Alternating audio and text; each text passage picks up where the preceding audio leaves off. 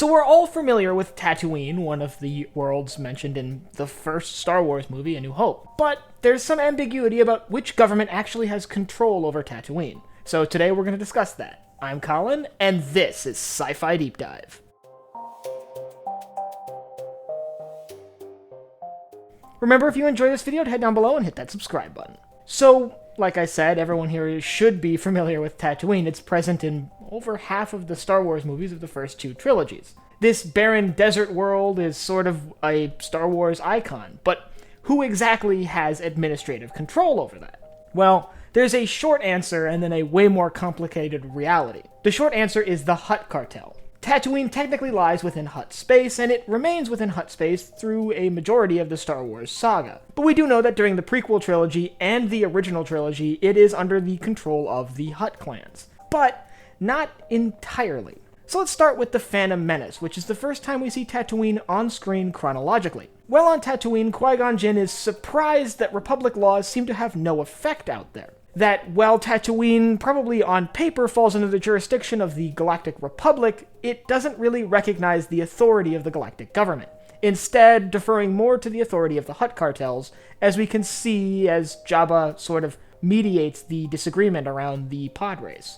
This sort of describes Tatooine through much of the history of the Galactic Republic. While it technically is under the jurisdiction of the Galactic Republic, in no practical sense does the Republic have any control out there. Through that entire section of the galaxy, most people are deferring to the Hutt cartels for sort of leadership. This, by the way, just goes to show how powerful the Hutt cartel actually is. But things start to change in the galaxy with the outbreak of the Clone Wars. The first battle of the Clone Wars was fought on Geonosis, which happens to be Tatooine's neighbor. And there is no ambiguity over who controls Geonosis. Geonosis is firmly under the control of the CIS. At least at the very outbreak of the war, and probably through a majority of the first half of the conflict. However, with Tatooine being so close, it's fairly likely that the Separatists had at least some influence on Tatooine during this period of time. While that influence may have waned following the Second Battle of Geonosis, when the planet was placed firmly under Republic control, at least for the first half of the war, there was probably at least a small Separatist presence on the world. Now, it's notable that during the Clone Wars, both factions very deeply respected the Hutt's territory, only launching incursions into Hutt space with the approval of the Hutt Council. But what about after the Clone Wars? It shouldn't come as a surprise to anyone that the Galactic Empire is a lot less willing to acknowledge anyone else having control over any territory within the galaxy. The Galactic Empire likely saw Hutt space as sort of a challenge, albeit a challenge that they didn't really want to take on. With the Hutts having this massive criminal empire stretching throughout the entire underground of the galaxy, it really wouldn't make sense for a galactic government to start a war with the Hutt clans. It just would never end well for really either party.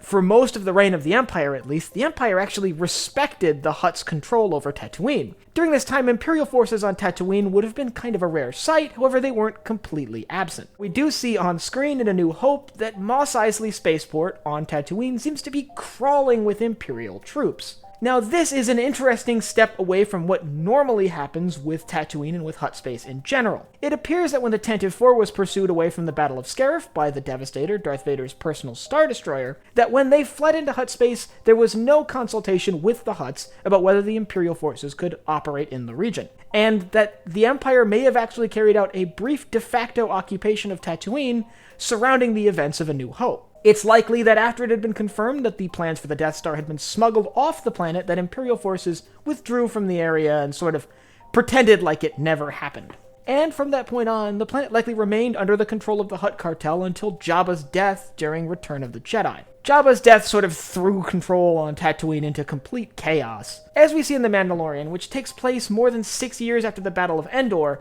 Tatooine is sort of this lawless power vacuum, with no real government having control of the system, even though I would imagine the New Republic has likely, maybe on paper, claimed the system, but at the same time, it is probably handled a lot like how the Old Republic handled Tatooine, where they may have control over it on paper, but in any practical sense, they don't. It's interesting to see how the major galactic factions interact with the Hutt cartel to try to gain access to worlds like Tatooine for very specific operations. And all of this lends to the power that the Hutt cartel had, being able to not just claim territory, but actually back that up without having a massive standing military to defend it. If you want to learn more about the Hutt cartel and the power that they held, I'll leave a link up here to my video on that. And I want you to let me know down in the comments whether you think the Hutt cartel's control over Tatooine makes sense. After all, they don't seem to have this big standing army, it's just this underground crime syndicate, so does it really make sense for them to control several worlds, including Tatooine?